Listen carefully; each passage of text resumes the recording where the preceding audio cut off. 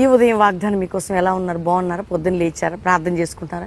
ఎక్కడైనా దిగులుతో, బాధతో, చింతతో, వేదనతో నలిగిపోయి ఉన్నారా? ఈరోజు మీకు శుభవార్త ఏంటో తెలుసా? దేవుడు నిన్ను ప్రేమిస్తున్నాడు. ఆయన కనికరం నీకు చూపుతున్నాడు. ఎంతమంది రక్షణ లేదండి? రక్షకుడు నీ కోసం పుట్టాడు, ప్రాణం పెట్టాడు, మరణించి తిరిగి లేచాడు. నమ్ముకుంటే పరలోక నిత్యజీవం.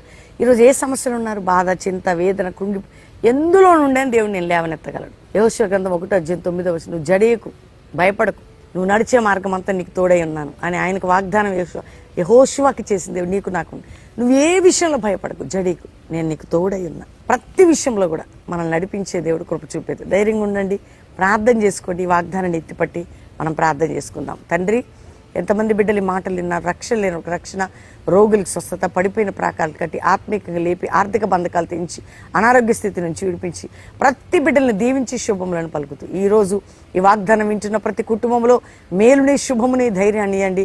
మ్యారేజ్ డే, బర్త్డే బిడ్డను బ్లెస్ చేస్తూ మీ సన్నిధి మా అందరికీ తోడుగుంచమని యేసు నామములో అడుగుచున్నాం తండ్రి, ఆమెన్. మీ అందరికి ప్రేమతో చెప్తున్నా, ఆగస్టు 28 నుంచి 50 దినాలు బెల్లంపల్లిలో ప్రారంభ సభ. 50 days గ్లోరియస్ డేస్ ప్రార్థన శక్తితో మనం ముందుకు సాగుదాం. 50 దినాలు 7 వారములు. ఆగస్టు 28 ఉదయం 7 గంటలకి బెల్లంపల్లిలో ప్రారంభ సభ. ఇది 13వ సంవత్సరం. మిమ్మల్ని, మీ కుటుంబాన్ని దేవుడు దీవించును గాక. Praise the lord.